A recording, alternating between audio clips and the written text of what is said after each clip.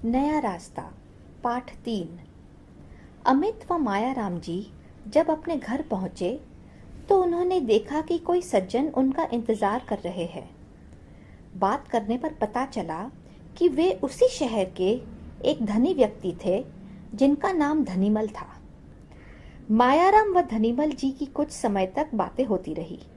धनीमल जी अपनी बेटी सरिता का रिश्ता लेकर आए थे।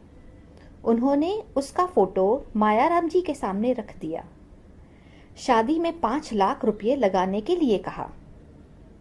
मायाराम जी दहेज विरोधी थे। उन्होंने धनीराम जी से कहा कि इसकी कोई जरूरत नहीं है। हम भी एक लड़की देख कर आए हैं, पसंद भी आ गई है सबको। वे नहीं चाहते थे कि एक बड़े घर की लड़की लेकर वे अपने बेटे को बेच डाले। उसके पांव में वे बेड़ियां नहीं डालना चाहते थे। मायाराम जी के मना करने पर भी धनीमल जी ने कहा, मेरी तो बस 3 बेटियां ही है। मेरे मरने के बाद सब कुछ इन्हीं का है। यह कहकर वे उठ खड़े हुए और चलते चलते कह गए कि आप विचार कर लीजिएगा, मैं कल आकर मालूम कर लूंगा। सरिता का फोटो उनके सामने था। माताजी, पिताजी, अमित व उसकी बहन सभी ने उस पर विचार किया। उनकी कुछ समझ में नहीं आ रहा था कि क्या किया जाए। तभी उनके पिता बोले, भाई लड़की तो मीनू भी अच्छी है, साधारण परिवार की है तो क्या हुआ, पढ़ी लिखी है, काफी गुणवंती लगती है।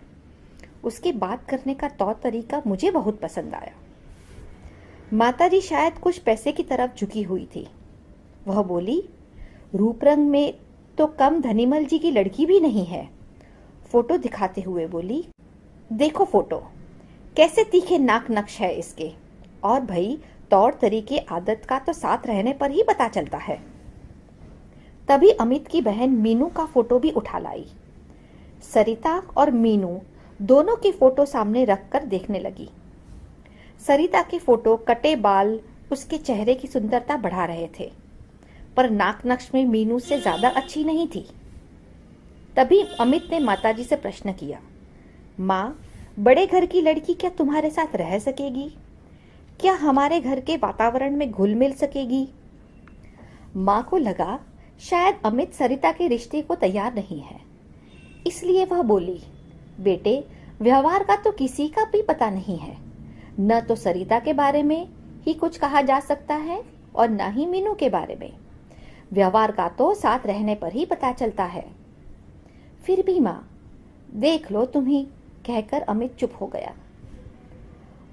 उसके पिताजी को भी इस बात का आभास हो रहा था कि बड़े घर की लड़की जो ढेर सारा दहेज अपने साथ लाएगी, शायद परिवार वालों के साथ मिलजुल कर न रह सके।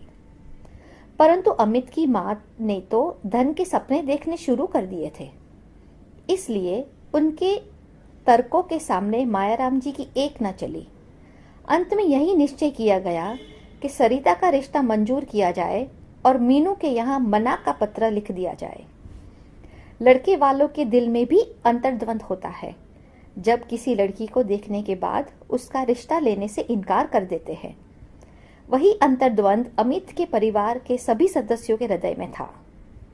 मीनू के यहाँ कैसे मना किया जाए, सभी इस सोच में लगे थे। तभी माताजी को एक युक्ति सूझी।